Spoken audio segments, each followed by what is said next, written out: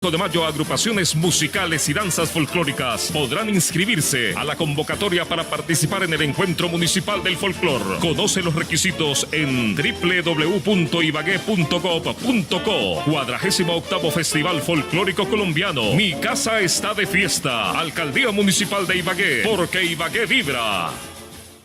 Amiga, ¿sabes dónde puedo inscribir a mi hijo para que practique un deporte? Claro, amiga, en las escuelas deportivas de Confenalco Tolima. Ofrecen fútbol, patinaje, natación, tenis de campo y voleibol. ¿Y dónde son las clases? En los escenarios deportivos del Centro Recreacional Confenalco, ubicado vía Picaleña. Y lo mejor, tarifas subsidiadas para afiliados. Deja que tu hijo aproveche el tiempo libre. El deporte es crecimiento y bienestar. Informes al 310-261-3387 o al 267-0088, extensión 131. Confenalco, una nota en calidad de vida. Vigilado Supersubsidio. Gana su red te da más. Por la compra de tu seguro obligatorio SOAT en cualquiera de nuestros canales o puntos de venta, recibirás un bono de descuento Gulf para que ahorres en el siguiente cambio de aceite de tu moto o carro. Definitivamente, esto solo lo encuentras en Gana Gana. Así es, compra tu SOAT en Gana Gana y recibe los mejores beneficios para tu vehículo. Válido para los puntos Gulf autorizados en el departamento de Tolima. Aplica condiciones y restricciones. Somos el único medio informativo regional que analiza las noticias, hechos y sucesos con expertos internacionales sobre la actualidad. Lo más destacado en el momento y lo que pasa en el mundo con Intercambio. Solo en Econoticias 50 años.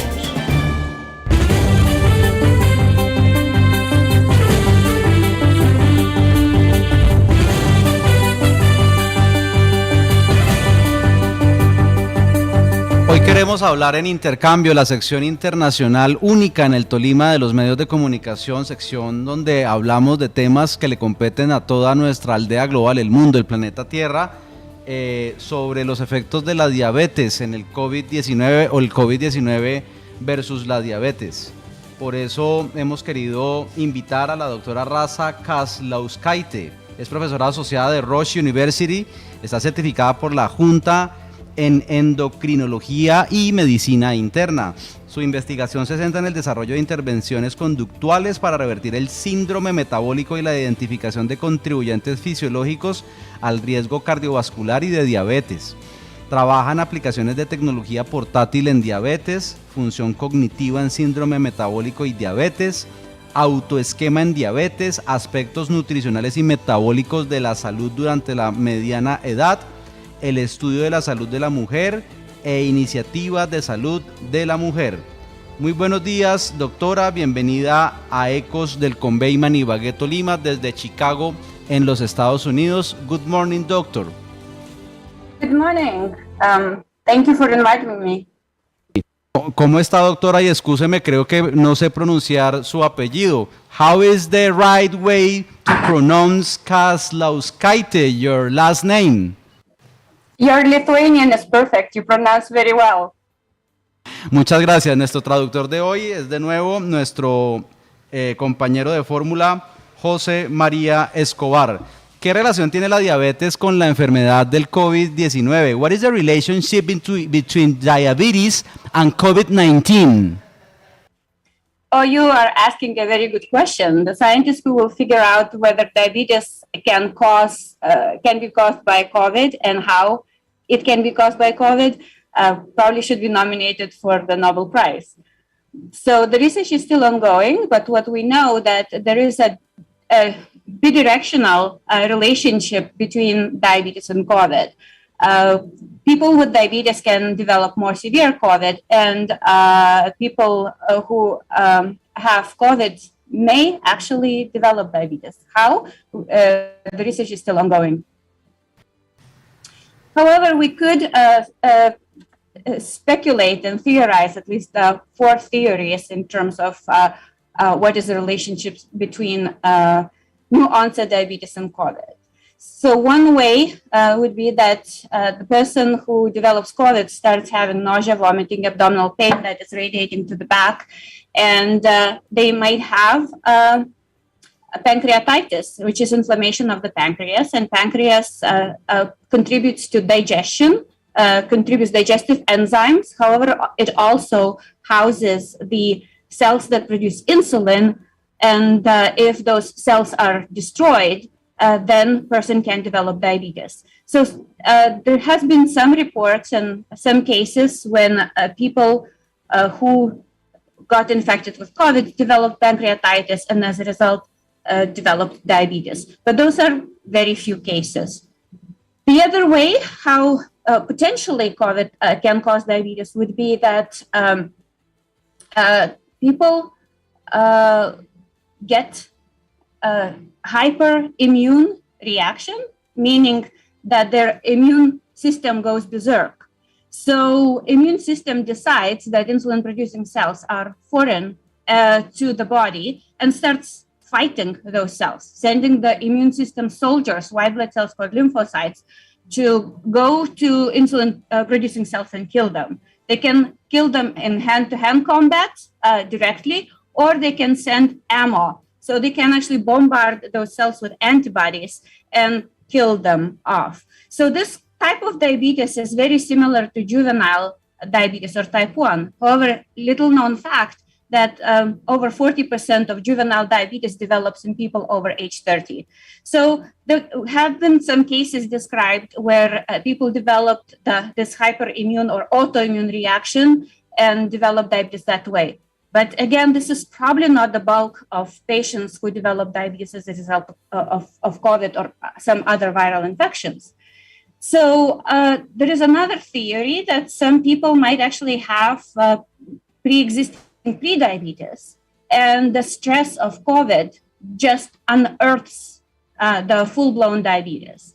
So basically, person might have not even known that they are at risk for diabetes, but now they develop COVID disease, they're sick, and the body cannot compensate anymore, and the sugar goes high, and the person ends up in the hospital with what we call hyperosmolar hyperglycemic state, or simply extremely high blood sugars. So that probably is one of the mechanisms. And lastly, what we could hypothesize is that when people develop COVID, sometimes doctors prescribe steroid medication like prednisone, dexamethasone, solumedrol. These steroid medications are known to precipitate high blood sugars, to cause high blood sugars and diabetes. Thankfully, a lot of those cases of diabetes resolve once the steroids are discontinued. However, some of the cases can persist. So these are probably 4 theories that the scientists are working on. However, diabetes can be caused by more than 50 reasons, 50 causes. And the research is still ongoing, and that question remains to be answered. La doctora menciona que esta es una muy buena pregunta y que, en primer lugar, pues se debería ver cómo esta persona que descubra la causa debería ser nominada a un premio Nobel directamente. Dice que es una relación bidireccional donde ambas enfermedades se ven vinculadas. Las personas con diabetes pueden desarrollar una enfermedad más grave cuando les da COVID-19. Esto en forma de náusea, vómito e ir corrientemente al baño, la inflamación del páncreas y también vinculándolo a la misma digestión. Esto llevando también a que las células que producen insulina, por la cual se termina vinculando a la diabetes. La segunda forma que menciona la doctora es estas personas que tienen una relación hiperinmune en el sistema inmune. Decide que las células están en contra del sistema inmune y por eso terminan atacándolas. Considerando también que estas mismas células son las que producen la insulina, podrían llevar a la diabetes, bombardeándolas con anticuerpos. Menciona también que el 40% de las personas que desarrollan diabetes juvenil son personas mayores a 30 años, por lo cual se desconoce actualmente cuál podría llegar a ser la causa. Sin embargo, no necesariamente todas estas cuestiones se vinculan al COVID, sino también a otras enfermedades. Menciona que hay muchas teorías, continuando con estas, la tercera sería que puede tener una relación con la misma hipoglicemia. Y en cuarto lugar, habla de que estas hipótesis se podría también ver con las recetas que da el médico con los tratamientos vinculados con el COVID-19, donde se les dan medicamentos con altos niveles de azúcar y por ello son más receptibles a la diabetes y a la producción de insulina. Por último, concluya que esto es una investigación que todavía se está desarrollando y que es algo incierto, por lo cual se debería estar investigando a mayor escala. ¿Qué efectos tiene el COVID-19 en los diabéticos? What are the effects of COVID-19 on people with diabetes? So, in the United States, the statistics have shown that second year in a row, the deaths that are related to diabetes are jumped by about 17% and exceeding 100,000 deaths per year. So, there are probably multiple reasons how the COVID pandemic affected persons with diabetes.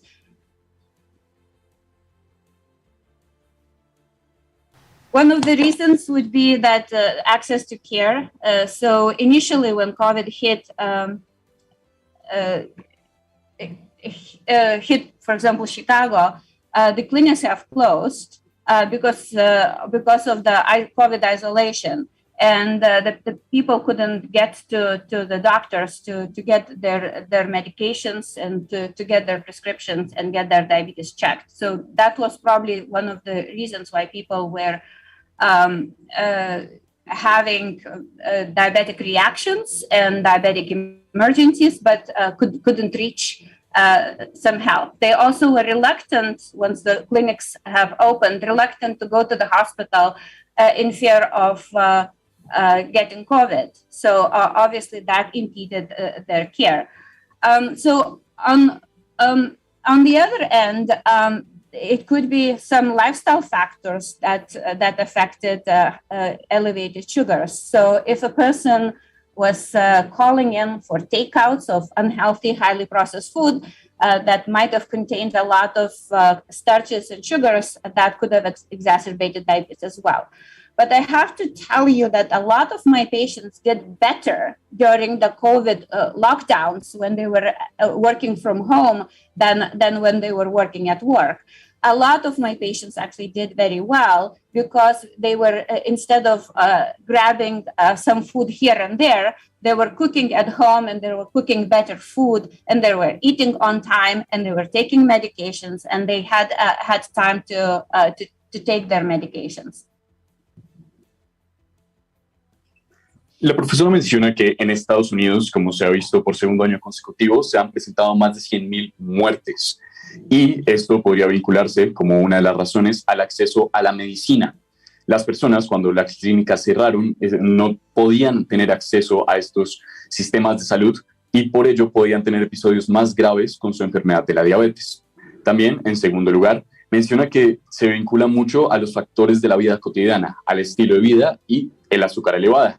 Cuando ellos desarrollaban un estilo de vida donde no consumían alimentos saludables, y sino que los consumían en el trabajo, como ella menciona, con altos niveles de azúcar o comida que no era tan positiva para el cuerpo y se vieron obligados a, en el aislamiento, estar en sus casas y cocinar para sí mismos de una manera más saludable, se vio también un decrecimiento. Ella menciona que muchos de sus pacientes mejoraron por el COVID-19, por estas cuestiones de alimentación más saludable, pues ellos iban a sus casas, cocinaban por su cuenta y tenían un sistema o un proceso mucho más especificado sobre qué consumían, cómo lo consumían y no vinculados a los altos niveles de azúcar o esta comida que no era saludable. ¿Cómo podría la diabetes agravar el COVID-19 y sus síntomas? How can diabetes aggravate COVID-19 symptoms? So that's another very good question. So it seems that type 2 diabetes, at least type 2 diabetes, is hyperimmune state to start with. A lot of patients with diabetes have what we call chronic subclinical inflammation, that they're kind of have a mild inflammation that they don't even feel that much. And when COVID hits, the virus stimulates the immune system. And when you already are primed, when you already have a little bit of inflammation, it's easy to have a fulminant inflammation that causes the lung swelling. And that's when people end up being on having very bad shortness of breath, requiring oxygen, and ending up in intensive care unit on the ventilators. So this is one of the theories how this chronic subclinical inflammation can facilitate and potentiate the inflammation that is caused by viruses, including COVID. La profesora menciona que esta también es otra muy buena pregunta y pues vale la aclaración que dice que hay dos tipos de diabetes, entre ellas una que es hiperinmune. Con respecto a estos síntomas o pues cómo se podría agravar, menciona que la inflamación crónica clínica, que es un tipo de enfermedad o pues uno de los productos o síntomas de la enfermedad, donde se tienen inflamaciones en las distintas vías de digestión y respiratorias, que a veces ni siquiera notan los mismos individuos, se vieron agravadas por el COVID-19. Pues la enfermedad estimula estos sentimientos y también los síntomas de las personas, y cuando el COVID llega, las personas terminaban teniendo una inflamación mayor en el sistema respiratorio y por ende también una falta de oxígeno, lo que agravaba toda la situación de la enfermedad. ¿Qué otras? I have to add that about this chronic subclinical inflammation that is largely related to the food that we eat and the gut health. Because that chronic subclinical inflammation is because of the food-induced leaky gut and inflammation that results from the leaky gut. La profesora menciona que también tendría que añadir que esto también está muy relacionado con la comida que consuman las distintas personas, pues la comida que consumen podría llevar a unas afectaciones o pues una directa implicación en el tipo de enfermedad y, pues claramente, como se mencionó anteriormente, la salud de esta misma. Bueno, ¿qué otras enfermedades crónicas se han encontrado, doctora, como producto de secuelas del COVID-19? What other chronic diseases has COVID-19 caused people to develop? So before I go to your very good question, let me add an additional issue. So we looked at our Rush University Medical Center database of patients with COVID, and we're finding that the highest risk for people at highest risk for COVID hospitalization, severe COVID and COVID death would be people who have diabetes and at least other chronic disease. So for example, if they have the heart failure or had previously heart attack, if they have kidney failure, if they have some rheumatological, immunological disease of connective tissue like lupus, rheumatoid arthritis, if they have liver cirrhosis, if they have cancer, and so far and so on, if they have HIV. So those people would be might be at higher risk for ending up being hospitalized when they develop COVID because they are in fragile health. So I'll let you translate this. La persona menciona que antes de seguir quería añadir otra cuestión, y es que cuando estaban revisando las bases de datos de su universidad, se podía encontrar que había claramente un riesgo más alto para estas personas que tenían casos graves de COVID o pues los que se complicaban, y se vinculaba directamente con casos de diabetes y otros casos de enfermedades crónicas. Estas enfermedades se encontraban como los infartos, los fallos en el riñón, enfermedades inmunológicas, cáncer, entre muchas otras. Estas personas estaban claramente en más riesgo porque tenían una salud frágil. Can you repeat the question?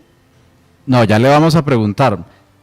¿Cuáles podrían ser las implicaciones a nivel global considerando que más de 480 millones de personas fueron infectadas por COVID-19? Pero antes, José María, creo que se quedó la cuarta pregunta sin traducir.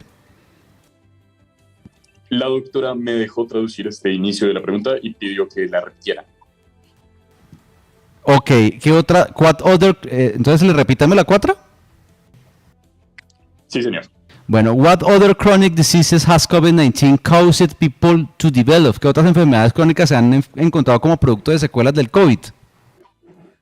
I'm probably not the best person to answer this particular question because I specialize in diabetes and endocrine disorders. So it seems that there is, at least from the endocrine conditions, there seems to be a slight increase in other autoimmune diseases, such as thyroid diseases that we have noticed. I will refrain from commenting because my specialization is purely in endocrinological conditions. Ok, no se expresa sobre esta porque no es su especialidad. Entonces pasemos a la otra. ¿Cuáles podrían llegar a ser las implicaciones a nivel global considerando que más de 480 millones de personas fueron infectadas por COVID-19? Considering there has been more than 480 million people that have been infected by COVID-19, doctor, what could be the implications globally? Well, so we have a lot of implications, including social determinants of health, including in terms of the jobs, including the eating habits, including other lifestyle habits, and the huge impact on overall stress, including people getting depressed and even getting suicidal or exacerbating other mental illnesses. So in terms of diabetes, again, we have increased death not only purely because of COVID, but because of other chronic conditions. And, the COVID lockdowns and people being afraid of visiting healthcare institutions might have delayed screening for preventable or treatable diseases such as cancers, might have delayed treatment for heart failure, might have delayed diagnosis of other diseases that we screen for and treat. La profesora menciona que claramente hay muchas implicaciones sociales, laborales, de consumo de vida, estilos de vida, entre muchas otras, y ya también con respecto a las enfermedades mentales. Sin embargo, desde la diabetes, ella menciona que limitó a la prevención de enfermedades, es decir, cuando las personas se vieron limitadas o no lograron llegar a los distintos tratamientos clínicos, pues claramente se agravaron estas enfermedades, al igual que redujo el proceso de recuperación y de análisis para encontrar este tipo de enfermedades. Perfecto. Por último, ¿cómo funciona la tecnología portátil en diabetes y qué resultados ha dado? Can you explain how wearable diabetic technologies work and how have they aided in understanding diabetes and guide diabetic research? Right, a very good question. Love your questions. So diabetes technology really is revolutionizing diabetes care. So the glucose sensors, where the person can actually see their glucose numbers on the receiver or on their phone without doing finger stick, is probably second biggest invention after invention of insulin in treatment of diabetes. So we at Rush University Medical Center have been working on incorporating diabetes technology in routine diabetes care even before COVID pandemic. So we ended up being well prepared to meet the challenges of COVID and diabetes care here in Chicago.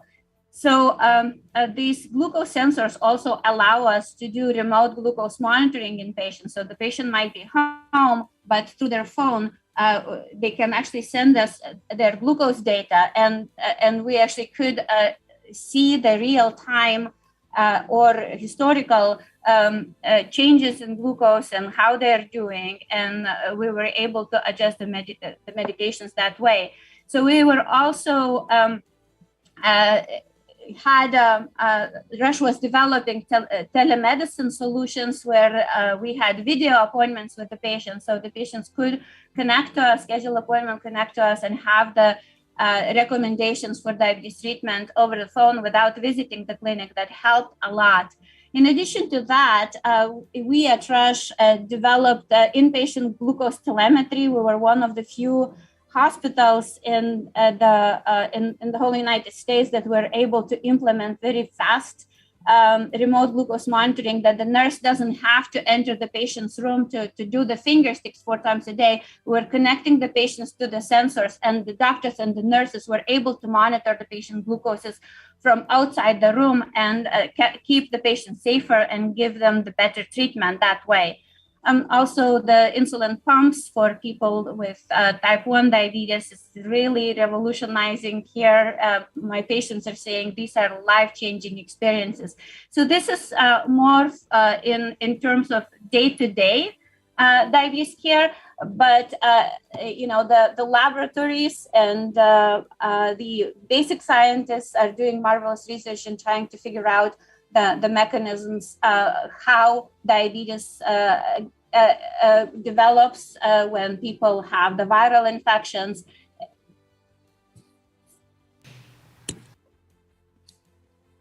Menciona que, pues, también esta fue una muy grande pregunta y es un implemento tecnológico revolucionario.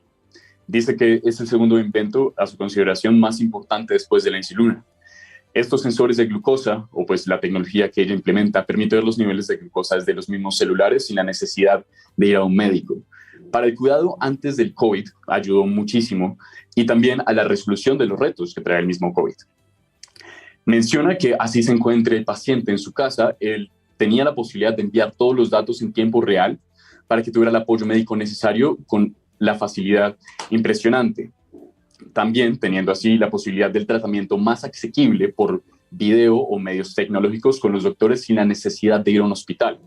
Se puede implementar con mucha rapidez en las clínicas y esto permitió que los distintos médicos no tuvieran que ingresar necesariamente a los cuartos donde se encontraban los pacientes, mencionando también que pues esto ayudó con el tratamiento del COVID-19 y las complicaciones para dar el mejor trato.